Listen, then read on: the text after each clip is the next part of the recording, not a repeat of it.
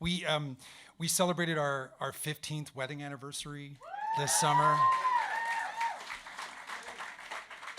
Any day now, we're going to be able to turn on Netflix and agree on a movie,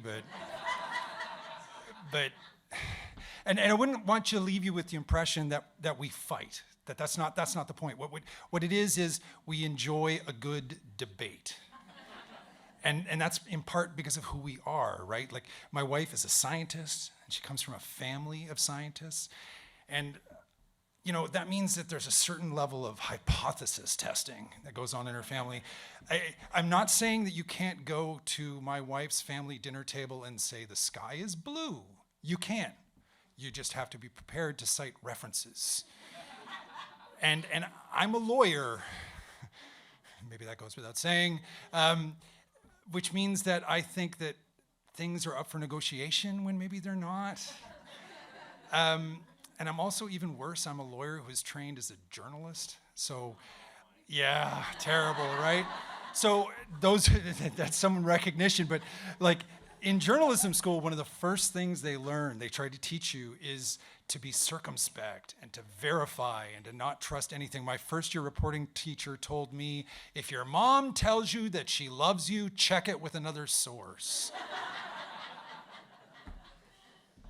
So, that plays out in really weird ways. Like, we bought a painting once, a beautiful oil painting. The artist's name is Gary Aylward. It must have taken him months to put this painting together, which was only slightly longer than it took for my wife and I to agree on which wall in the house the painting should hang.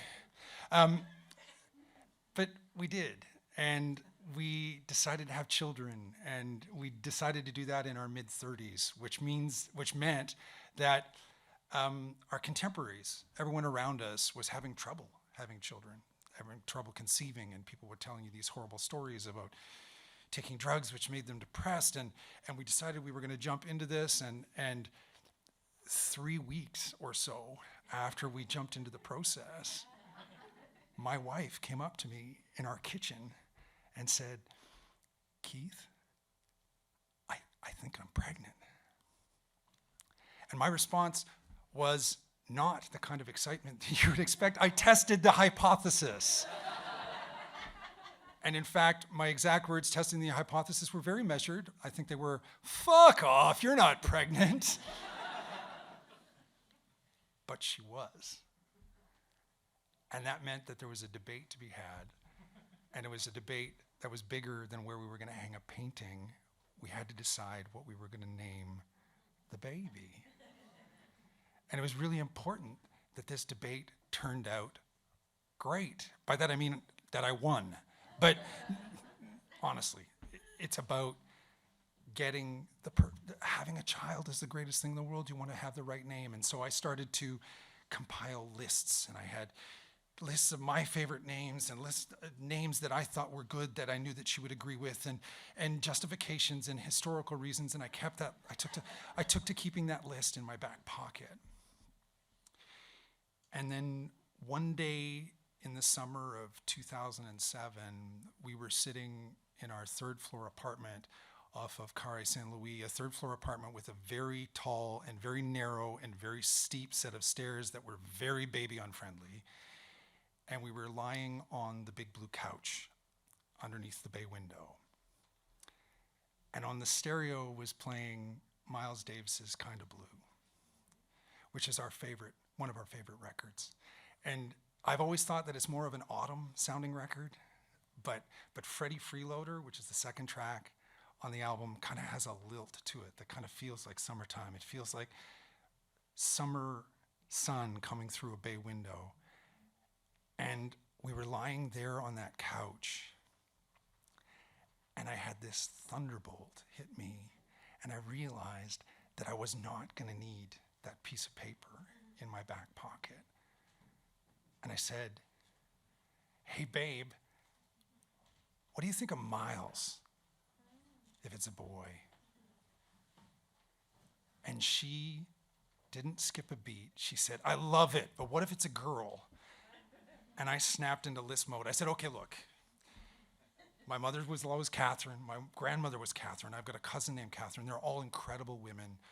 What about Catherine? And she said, I love it.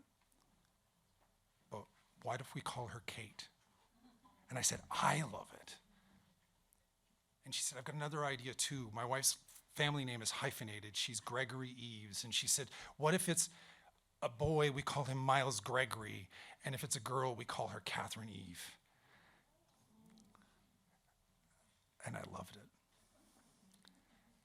And 5 months or so later, November 17th, 2007, Miles Gregory Serry was born. And he was beautiful, and he was perfect. And about 18 months later, we welcomed Catherine Eve. And they're both here tonight.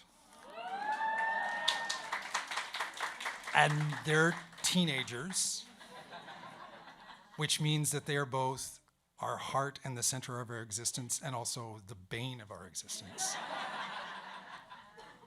And that's important because my wife and I, she's a scientist, I'm a lawyer, but we've had to make decisions and we've had to structure our lives to make sure that these children grow up every day knowing that they are the single, well, double, most important things in our entire world. And that's because 15 years is a long time to debate, but it flies by when you agree on all the important things. Thank you very much.